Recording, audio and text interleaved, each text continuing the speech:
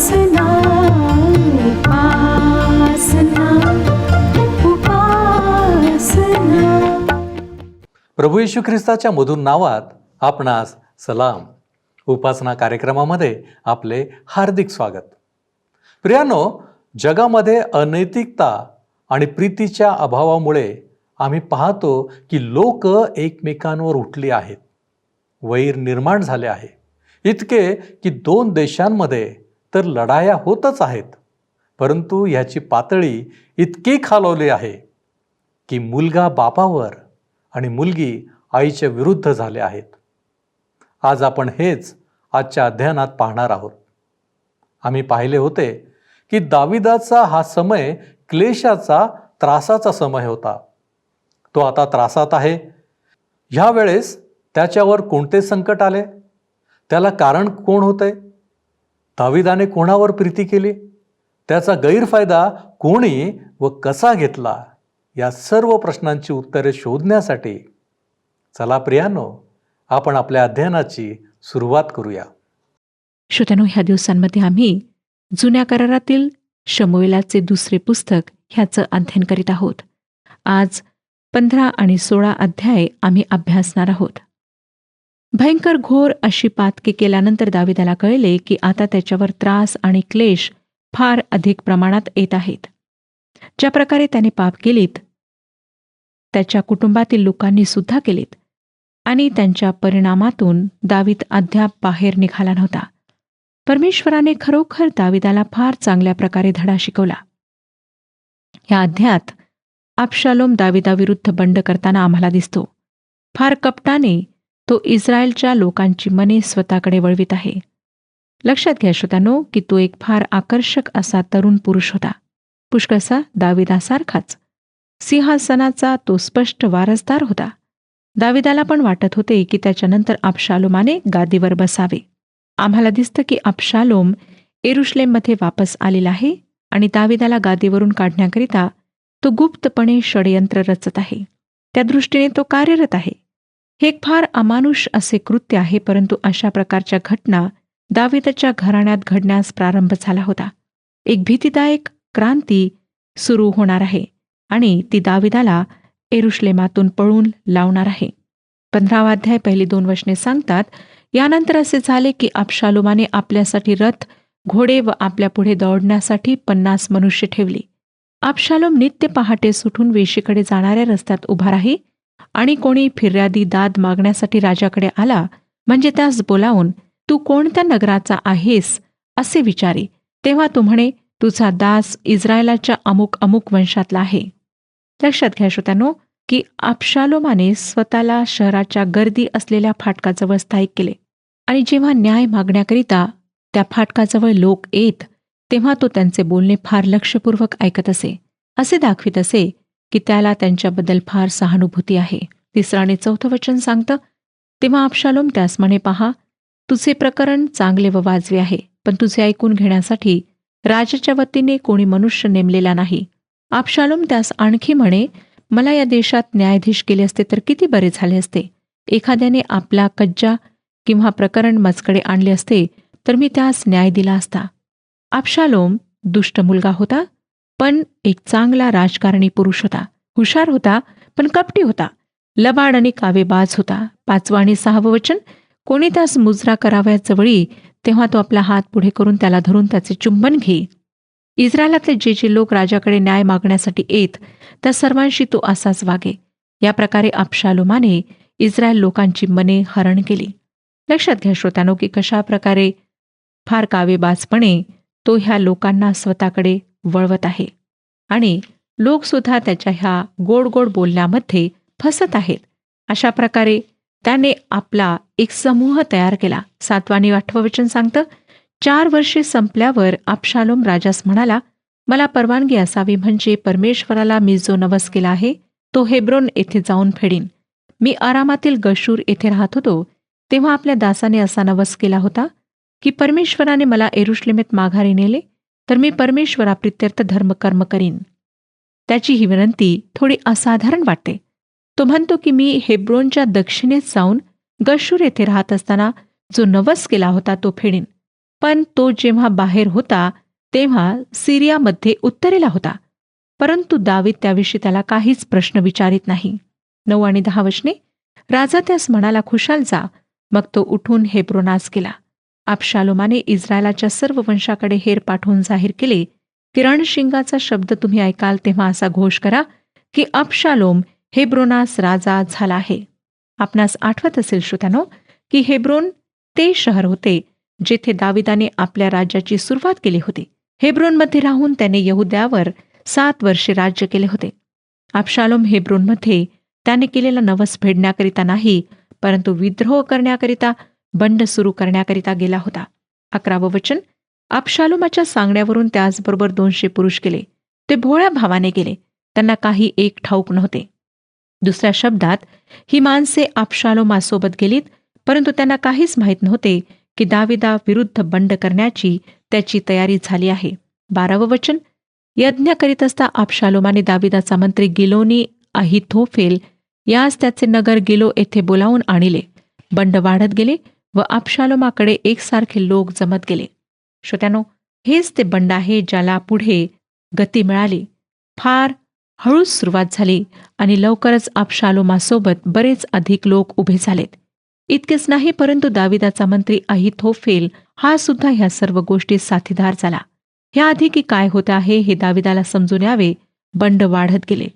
ह्यानंतरच्या वचनात आम्हाला आढळतं की दावीद पळून जातो. 13वं आणि 14वं वचन पाहूया. तेव्हा एका जासुदाने येऊन दाविदास सांगितले, इस्रायल लोकांची मने अबशालोमकडे वळली आहेत. हे ऐकून दावीद यरुशलेमेतल्या आपल्या सर्व सेवकास म्हणाला, चला आपण पळून जाऊ. न गेलो तर अबशालोमाच्या हातातून कोणी सुटावयाचं नाही. निघून जाण्याची त्वरा करा, नाहीतर तो अचानक आपणास पकडून आपल्यावर अरिष्ट आणेल व शहरावर तरवार चालवेल. दावीद आता यरुशलेम सोडून पळून जाणार आहे. प्रश्न हा उद्भवतो की तो पळून का गेला? दाविदाला यरुशलेम शहर फार प्रिय होते. ह्या शहरातच राहणे त्याने का स्वीकारले नाही? मला पूर्ण खात्री आहे की दाविदाला माहीत होते की परमेश्वर त्याच्या पापांमुळे त्याला शिक्षा करीत आहे. मला माहीत आहे श्रोत्यानो, शमूएलाचे दुसरे पुस्तक 15वा अध्याय 25 आणि 26 वचनांच्या आधारावर हे खरे आहे, जेथे आम्हाला सांगण्यात आले आहे की राजा सादोकास म्हणाला, देवाचा कोष नगरात परत घेऊन जा. परमेश्वराची कृपादृष्टी मजवर झाली तर तो मला परत आणेल आणि हा कोष व आपले मंदिर मला पुन्हा दाखवील. पण मी तुझवर आता प्रसन्न नाही असे तो म्हणाल्यास पहा, मी येथे हजर आहे. त्याच्या मर्जीस वाटेल तसे त्याने माझे करावे. दाविदाला माहीत होते की त्याला काय होत आहे. त्याला माहीत होते की परमेश्वराद्वारे त्याचवर न्याय प्रगट होत आहे. शमूएलाचे दुसरे पुस्तक 13व्या अध्यायात आपणास आठवत असेल की अम्नोनने तामारच्या विरुद्धात पाप केले, तिच्यावर बलात्कार केला. जे काही भयंकर कृत्य घडले होते त्यामुळे दावीद अपमानित झाला होता. हे संतापजनक कृत्य यरुशलेमेत घडले होते. आपणाला आठवत असेल श्रोत्यानो की दाविदाचे भयंकर पाप, ज्यात उरिया हित्ती आणि बशेबाचा समावेश होता, जेव्हा दाविदाने शत्रूशी लढा देण्याकरिता युद्धभूमीवर असायला पाहिजे होते, तो तेथे नव्हता. ते भयंकर कृत्य सुद्धा यरुशलेमेतच घडले. दावीद ह्यावेळी यरुशलेम सोडित आहे, कारण त्याला माहीत होते की परमेश्वर त्याला शिक्षा करीत आहे आणि ज्या शहरावर त्याने इतके प्रेम केले, ज्याला त्याने बनवले, बांधले, ते शहर युद्धाचे दृश्य होत असताना त्याला ते पाहण्याची इच्छा नव्हती. दावीद अजून एका कारणामुळे यरुशलेमेतून पळून गेला, कारण तो अबशालोमाच्या घटनेबाबत काहीच करण्यास तयारीत नव्हता. ह्या पुढच्या अध्यायात आपण पाहणार आहोत की ही दाविदाची इच्छा होती की त्याच्या मुलाचे प्राण वाचावे, त्याला कसल्याही प्रकारे कुठलाही त्रास होऊ नये. मला वाटतं की ह्या पृथ्वीवरील सर्वांपेक्षा अबशालोमावर दाविदाचे अधिक प्रेम होते. यरुशलेमला सोडणे दाविदाच्या जीवनाकरिता धोक्याचे होते, परंतु हे त्याकरिता नवे नव्हते. भयंकर धोक्यात तो कितीतरी वेळा पडला होता. देवाशी आणि त्याच्या मुलाशी त्याचा जो संबंध होता त्याविषयी तो अधिक जागरूक होता. आपल्या प्राणापेक्षा त्यांची त्याला अधिक चिंता होती. श्रोत्यानो, ह्या प्रकारच्या पार्श्वभूमीला पाहिल्यानंतर आता ते बंड सुरू होणार आहे, त्याविषयी आम्ही पाहणार आहोत. 19 आणि 20 वचने पहा काय सांगतात. राजा इत्तै गित्ती यास म्हणाला, तू आमच्याबरोबर काय येतोस? तू आपल्या परत जाऊन राजाजवळ राहा. तू तर परका व हद्द पार केलेला आहेस. तू आपल्या स्थानी परत जा. तू कालचा आलेला माणूस, मी वाट फुटेल तिकडे जाणार, तर आज तुला आमच्याबरोबर इकडे तिकडे दौडवीत का फिरवावे? तर तू आपल्या परत जा आणि आपल्या भाऊबंदासहही परतणे. दया व सत्य ही तुझ्या समागमे राहोत. श्रोत्यानो, पॅलेस्टाईनमधील गित्ती ह्या ठिकाणचा इत्तय हा रहिवाशी होता. बहुतेक हा स्वतःच्या देशात सेनापती असावा, कारण नंतर दाविदाने त्याला यवाब आणि अभिषय सोबत सेनापती बनवले. तो स्वतःला दाविदाच्या सोबत इतके प्रामाणिक ठेवत असे की तो आणि त्याचे संपूर्ण कुटुंब जेथे कुठे दावीद जाईल त्याच्यासोबत जाण्याकरिता तयार असत. 21 ते 23 वचने पुढे सांगतात. 21 ते 23 वचने. इत्तयाने राजास उत्तर केले, परमेश्वराच्या जीविताची आणि माझ्या स्वामी राजाच्या जीविताची शपथ, प्राण जाओ की राहो, जिकडे माझे महाराज जातील तिकडे आपला सेवकही असणार. दावीद इत्तयास म्हणाला, जा, पार निघून जा. तेव्हा इत्तय गित्ती याची सर्व माणसे व सर्व मुले बाळे ही पार निघून गेली. सर्व देशाने मोठा आकांत केला आणि सर्व लोक पार गेले. राजा किद्रोन ओहळा पलीकडे गेला. सर्व लोकही पार उतरून गेले. ते रानाच्या वाटेने गेले. श्रोत्यानो, दाविदाचे बरेच प्रामाणिक लोक होते जे त्याच्याकरिता स्वतःचा प्राण देण्याकरिता तयार असत. 24 आणि 25 वचने. तेव्हा पहा, सादोक व त्याचबरोबर सर्व लेवी देवाच्या कराराचा कोष घेऊन आले. त्यांनी देवाचा कोष खाली ठेविला आणि सर्व लोक नगरातून बाहेर पार निघून जात तोपर्यंत अब्याथार वर राहिला. राजा सादोकास म्हणाला, देवाचा कोष नगरात परत घेऊन जा. परमेश्वराची कृपादृष्टी मजवर झाली तर तो मला परत आणील आणि हा कोष व आपले मंदिर मला पुन्हा दाखविल. दाविदाने परमेश्वराच्या कराराचा कोष येरुशलेममध्ये वापस पाठविला. ज्या ठिकाणाहून तो आला होता त्याच ठिकाणी त्याला वापस पाठविण्यात आले. त्याला कळून चुकले होते की जे काही त्याच्या जीवनात घडत आहे, जे काही होत आहे ते परमेश्वराकडून आहे. श्रोत्यांनो, डोंगराकडे जाणाऱ्या मार्गाने आता दावीद रडत होता. दावीद का बरे रडत असेल? ह्याला बरीचशी कारणे असू शकतात. मला वाटतं पहिलं कारण महत्त्वाचं जे आहे ते असे की त्याचा स्वतःचाच पुत्र त्याच्या विरुद्धात उठला होता. पुत्राच्या भीतीने त्याला राजमहाल सोडून पळ काढावा लागला होता. ही गोष्ट खरोखरच असहनीय आहे. कदाचित दाविदाला स्मरण होत असेल की जेव्हा अबशालोमाने अम्मोनाचा वध केला तेव्हा मी त्याला दंड दिला नाही. उलट नंतर त्याला क्षमा करून वापस बोलावले आणि आज तोच माझा पुत्र माझ्या विरुद्धात झाला आहे. दुसरं कारण, दाविदाने अनेक लढाया जिंकल्या होत्या. तो एक विजयी थोर राजा म्हणून विख्यात होता, परंतु आज त्याला पुत्राच्या समोर हार मानून निघून जावे लागत होते. कदाचित दाविदाचे हे अश्रू अत्यंत पश्चातापाने दुःखाने भरलेले असतील. शोकचिन्ह म्हणून त्याने आपले डोळे झाकून घेतले होते. अनवाणी पायांनी तो चालत होता. त्याच्यासोबतच्या लोकांनीही तसेच केले होते. 26 ते 31 वचने पुढे सांगतात, पण मी तुझवर आता प्रसन्न नाही असे तो म्हणाल्यास पहा, मी येथे हजर आहे. त्याच्या मर्जीस वाटेल तसे त्याने माझे करावे. राजा सादोक याजकास म्हणाला, तू द्रष्टा आहेस ना? तू नगरात सुखरूप परत जा आणि तुमच्याबरोबर तुमच्या दोन्ही पुत्रांनी म्हणजे तुझा पुत्र अहिमास आणि अब्याथाराचा पुत्र योनाथान यांनीही जावे. पहा, तुम्हाकडून मला काही संदेश येईपर्यंत मी रानामध्ये पारानजीक थांबतो. तेव्हा सादोक व अब्याथार देवाचा कोष परत येरुशलेमेस घेऊन जाऊन तेथे राहिले. दावीद जैतून पर्वताचा चढाव चढून गेला. तो रडत रडत वर चढून गेला. आपले मस्तक झाकून तो अनवाणी चालला.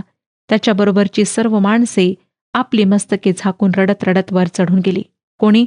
दाविदास सांगितले की अहिथोफेल हाही बंडखोरात सामील होऊन अबशालोमाबरोबर आहे.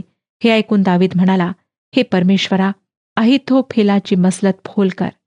अहिथोफेल हा दाविदाचा सल्लागार होता, मंत्री होता, परंतु आम्हाला दिसतं की कशा प्रकारे तो सुद्धा त्याच्या विरुद्धात ह्या बंडामध्ये सामील झाला आहे. 32 आणि 33 वचने. डोंगराच्या माथ्यावर ज्या ठिकाणी देवाची आराधना करीत असत तिथे दावीद जाऊन पोहोचला. तेव्हा हुशै अर्की त्यास भेटावयास आला. त्याचा अंगरखा फाटलेला होता व त्याच्या डोक्यात धूळ घातलेली होती. दावीद त्यास म्हणाला, तू माझ्याबरोबर आलास तर मला तू भार मात्र होशील. कदाचित श्रोत्यानो, हा फार वयाचा असेल आणि त्याची अधिक काळजी घेण्याची आवश्यकता असेल. म्हणून दाविदाने म्हटले की जर तू माझ्याबरोबर आलास तर मला नंतर तू भार होशील, म्हणून तू वापस महालात जा. 34 ते 37 वचने पुढे सांगतात, तर तू नगरात परत जाऊन अबशालोमास म्हण, महाराज, मी आपला दास होतो. पूर्वी जशी मी आपल्या बापाची नोकरी केली तशी मी आता आपली नोकरी करीतो. असे केल्याने तू माझ्याकरिता अहिथोफेलाची मसलत निष्फळ करशील. तेथे तुझबरोबर सादोक व अब्याथार याजक हे असणार नाहीत काय? जी काही बातमी तुला राजमंदिरातून मिळेल ती तू सादोक व अब्याथार याजकास कळव. पहा, त्यांच्याबरोबर त्यांचे 2 पुत्र म्हणजे सादोकाचा पुत्र अहिमास व अब्याथाराचा पुत्र योनाथान हेही आहेत. जे काही तुमच्या कानी पडेल ते त्यांच्या हस्ते मला सांगून पाठव. तेव्हा दाविदाचा मित्र हुशै नगरात गेला. अबशालोमही यरुशलेमेत दाखल झाला. श्रोत्यानो, ह्या ठिकाणी आम्हाला दिसतं की अबशालोम पश्चाताप न केलेला कठोर हृदयाचा असा तरुण पुरुष होता. अबशालोम, ज्याची पापे अनेक होती, तो स्वतःच्या मनाप्रमाणे वागत असे, जो विश्वासघातकी होता. परंतु दाविदाचे त्याच्यावर जे प्रेम होते त्या प्रेमामुळे अबशालोम बिघडला. त्याचा आत्मविश्वास अधिक वाढला आणि दाविदाच्या विरुद्धात दुष्ट गोष्टी करण्याकरिता त्याला हिंमत मिळाली. त्याच्या विरुद्ध त्याने षडयंत्र रचले आणि आम्हाला दिसतं की कशाप्रकारे आता दाविदाची स्थिती झालेली आहे. आता आपण 16व्या अध्यायाकडे वळूया. ह्या ठिकाणी सिबा, जो मफीबोशेतचा सेवक होता, तो दाविदाला फसविताना दिसतो. 16वा अध्याय पहिली 2 वचने सांगतात, दावीद डोंगराच्या माथ्यावरून पलीकडे गेला तेव्हा त्याला मफीबोशेथाचा चाकर सिबा हा भेटला. खोगीर घातलेली 2 गाढवे व त्यावर 200 भाकरी, खिसमिसाचे 100 घड, अंजिराच्या 100 ढेपा व द्राक्ष रसाचा 1 बुधला अशी सामग्री त्याच्याजवळ होती. राजाने सिबास विचारिले, याचे प्रयोजन काय? सिबा म्हणाला, गाढव राजघराण्यातल्या लोकांस बसण्यासाठी, भाकरी आणि अंजीर तरुण चाकरास खावयासाठी आणि द्राक्षारस रानात थकलेल्या भागलेल्यांसाठी पिण्यासाठी आहे. आपणास आठवत असेल श्रोत्यानो की मफीबोशेत हा योनाथानाचा अपंग पुत्र होता आणि योनाथानावर दाविदाचे अतिशय प्रेम होते. त्यामुळे त्याने मफीबोशेतची फार प्रेमपूर्वक काळजी घेतली. सिबा, जो मफीबोशेतचा नौकर होता, त्याला वाटले की दाविदाच्या घराण्यात हा जो संघर्ष सुरू आहे त्यामुळे शौलाच्या घराण्याला सत्तेवर येण्याचा प्रसंग मिळेल. मफीबोशेत त्या गादीचा वारिसदार होता. ही कल्पित कथा सांगितल्यावर सिबाला ही पूर्ण आशा होती की मफीबोशेतच्या संपत्तीमधून त्याला काही ना काही अवश्य मिळेल. दाविदाला वस्तुस्थिती काय आहे हे पाहण्यास प्रसंग न मिळाल्यामुळे त्याने उतावळेपणाने मफीबोशेतची जी भूमी होती ती त्याला दिली. 5 ते 8 वचने पुढे सांगतात, दावीद राजा बहुरीम येथे पोहोचला तेव्हा पहा, शौलाच्या घराण्यातील एका कुळातला एक मनुष्य आला. त्याचे नाव शिमी बिन गेरा असे होते. तो शिव्याशाप देत आला. तो दाविदावर व सर्व राजसेवकांवर धोंडे फेकू लागला. सर्व लोक आणि लढवये त्याच्या उजव्या डाव्या बाजूस होते. शिमी शिव्याशाप देऊन म्हणाला, अरे खुनी मनुष्या, अधमा, निघ, चालता हो. ज्या शौलाच्या जागी तू राज्य केले त्याच्या घराण्याच्या रक्तपाताबद्दल परमेश्वराने तुझे पारिपत्य केले आहे आणि परमेश्वराने तुझा पुत्र अबशालोम याच्या हाती राज्य दिले आहे. पहा, तू रक्तपात करणारा मनुष्य आहेस. यास्तव तुझ्या दुष्टतेतच तू गुरफटला आहेस. जे काही शिमी दाविदाला म्हणाला त्यामध्ये बरीच सत्यता होती. दावीद खरोखर खुनी होता आणि परमेश्वराचा न्याय त्यावर प्रकट झालेला होता. ह्यामध्ये काहीच शंका नाही. 9 वचन, सरुवेचा पुत्र अभिषय राजास म्हणाला, ह्या मेलेल्या कुत्र्याने माझ्या स्वामी राजा शाप द्यावा काय? मला त्याच्यावर चालून जाण्याचा हुकूम द्या, मी त्याचे डोके उडवितो. अभिषय, जो दाविदाच्या पुरुषांपैकी एक होता, तो म्हणाला की मी आता ह्याला नेहमीकरिता चूप करतो. शिमीने जे काही म्हटले त्यावर दाविदाचे प्रत्युत्तर काय होते ते आता ऐका. 10 आणि 11 वचने, राजा म्हणाला, सरुवेच्या पुत्रांनो, मला तुमच्याशी काय करावयाचे आहे? तो शिव्याशाप देत आहे.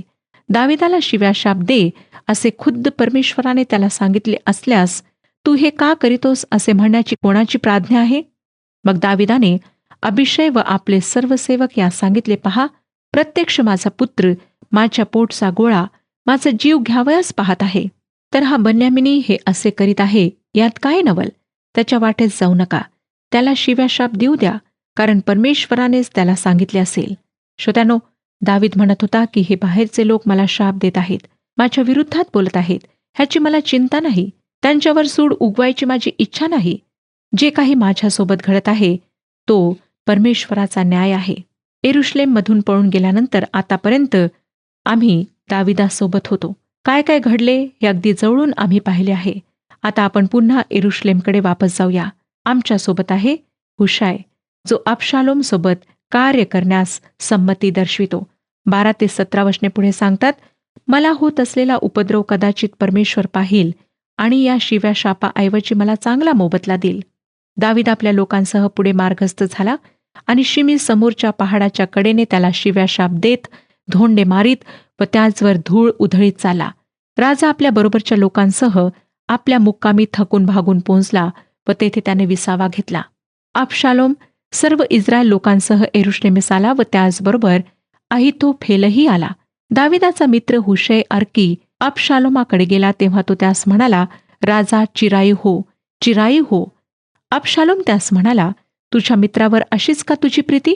तू आपल्या मित्राबरोबर का गेला नाहीस? अबशालोम हुशैला पाहून आश्चर्यचकित झाला. त्याला वाटले की जो माझ्या पित्याचा विश्वासयोग्य मित्र आहे तो कसा काय त्याच्यासोबत गेला नाही? हा कसा काय येथे राहिला? 18 आणि 19 वचने. हुशै अबशालोमास म्हणाला, नाही, परमेश्वराने आणि या लोकांनी व सर्व इस्रायल लोकांनी ज्याची निवड केली त्याचा मी आहे व त्याच्याबरोबर राहणार. मी नोकरी कोणाची करणार? त्याच्या पुत्राच्या हुजुरास राहून मी सेवा करू नये काय? जशी मी तुझ्या बापाच्या हुजुरास राहून सेवा केली तशीच मी तुझ्या हुजुरास राहून करणार. हुशै त्याला म्हणतो की ज्या व्यक्तीला परमेश्वर आणि लोक निवडतात ती व्यक्ती माझ्याकरिता योग्य आहे. मी त्याचीच सेवा करणार. 20 ते 22 वचने सांगतात, मग अबशालोम अहितोफेलास म्हणाला, आता आपण काय करावे याचा सल्ला दे. अहितोफेलाने अबशालोमास म्हटले, ज्या उपपत्नी तुझा बाप मंदिराच्या रक्षणास ठेवून गेला आहे त्यांच्यापाशी जा. तुझ्या बापाला तुझा वीट आला असे सर्व इस्रायल लोक ऐकतील तेव्हा तुझ्या बरोबरच्या सर्वांच्या हातांना जोर येईल. अबशालोमासाठी राजमंदिराच्या धाब्यावर एक तंबू दिला आणि सर्व इस्रायलांदेखत अबशालोम आपल्या बापाच्या उपपत्नींपाशी गेला. श्रोत्यानो, अहितोफेल अबशालोमास फार वाईट, निंदनीय असे कृत्य करण्याचा सल्ला देत होता, परंतु त्याचा इस्रायलांकरिता फार मोठा अभिप्राय होता. अबशालोमाचे हे कार्य वाईट आणि फार उद्धटपणे केलेली घोषणा होती की जे काही दाविदाचे अधिकार आहेत त्यांचा शेवट झालेला आहे आणि जे काही त्याचे होते ते सर्व अबशालोमाचे झाले आहे. 23 वचन. त्या काळी अहितोफेल जी मसलत देत असे ती जशी काय देवाजवळ मागितलेल्या कौलाप्रमाणे असे. दावीद व अबशालोम या दोघांना जी मसलत तो देत असे ती अशीच असे. अहितोफेलाचा सल्ला मांडण्यात आला. त्याबद्दल कुठल्याही प्रकारे कोणी प्रश्न उठवला नाही. ज्याप्रमाणे परमेश्वराच्या आज्ञेचे पालन करावे त्याप्रमाणे त्याचे शब्द पाळण्यात आलेत. श्रोत्यानो, अबशालोमाच्या ह्या कृत्यामुळे जे वचन परमेश्वराने नाथानाद्वारे दाविदाला दिले होते ते पूर्ण झाले. 12 अध्याय 11 आणि 12 वचनात परमेश्वराने म्हटले होते की मी तुझ्याच घरातून तुझवर अरिष्ट उभे करीन. तुझ्या स्त्रिया तुझ्या देखत तुझ्या शेजाऱ्यास देईन. तो ह्या सूर्या देखत त्यांची अब्रू घेईल. तू ते काम गुप्तपणे केले, पण मी हे सर्व इस्रायलांदेखत ह्या सूर्या देखत करीन. श्रोत्यानो, आम्हाला आढळतं की दावीद पुन्हा डोंगराच्या कपारीत आणि गुहेत वापस आला आहे. लक्षात घ्या श्रोत्यानो, आमची पापे परमेश्वर क्षमा करतो, परंतु त्या पापांचा परिणाम आम्हाला भोगावा लागतो. हे दाविदाच्या जीवनावरून फार स्पष्टपणे परमेश्वराने आम्हाला दाखवून दिले आहे. परमेश्वर आपणा सर्वांस आशीर्वाद देव आणि आपले मार्गदर्शन करो. प्रियानो, आमच्या जीवनातील समस्यांसाठी कमी अधिक प्रमाणात आपणच जबाबदार असतो. आम्ही नको तेवढे प्रेम करतो आणि आपल्या लेकरांना सुधारण्याऐवजी आम्ही मूग गिळून शांत बसतो. त्यांना सुधारण्याची संधीच आम्ही देत नाही. त्यामुळे लेकरे बिघडतात आणि दुष्टतेच्या गोष्टी करण्यासाठी त्यांना हिंमत मिळते. आम्ही हे लक्षात ठेवायला हवे की देव आमच्या पापांची क्षमा करतो, पण आम्हाला मात्र पापांचा परिणाम हा भोगावा लागतोच. काय आज आमच्यामध्ये अशी फाजील प्रीती किंवा लाड करायची सवय आहे? काय आम्ही आमच्या लेकरांना योग्य वळण लावतो? आम्हाला विचार करावा लागेल. आपण प्रार्थना करू. प्रभूजी, तुझं वचन आम्हाला म्हणतं की संतती हे तू दिलेलं आम्हाला धन आहे आणि म्हणूनच प्रभू परमेश्वर देवप्पा, सर्वप्रथम आम्ही तुझे मनापासून आभार मानतो की त्या लायक तू आम्हाला केलेला आहेस. परंतु बापा, त्यासोबतच आम्ही हे जे तुझं धन आहे, तू जी संतती आम्हाला दिलेली आहे, त्यांची आम्ही योग्य रीतीनं काळजी घेतोय का? होय प्रभू परमेश्वर देवप्पा, त्यांना आम्ही योग्य वळण लावत आहोत काय? प्रभूजी, आम्ही हा विचार घेऊन आज आम्ही अंतर्मुख झालेलो आहोत. प्रभूजी, जर आम्ही चुकलेलो असू तर तू आम्हाला क्षमा कर, परंतु आमच्या लेकरांना योग्य शिक्षण देऊन, योग्य शिस्त आणि वळण देऊन, तुझ्या वचनांचं प्रभू परमेश्वरा त्यांना शिक्षण देऊन तुझ्यामध्ये, तुझ्या विश्वासामध्ये दृढ करण्यासाठी तू आम्हाला सहाय्य कर. होय प्रभूजी, आम्हाला ठाऊक आहे तू आमच्यावरती कृपा करणारा देव आहेस, आणि म्हणूनच प्रभूजी आम्ही आमची दृष्टी तुझ्यावरती लावलेली आहे. आम्हाला आणि आमच्या लेकरांना तू आशीर्वादित कर. येशू ख्रिस्त आमचा प्रभू याच्याद्वारे मागतो म्हणून तो ऐक. आमेन. देवाचे राज्य व त्याचे नीतिमत्व मिळवण्यास झटा. प्रभू आपणास सहाय्य करो.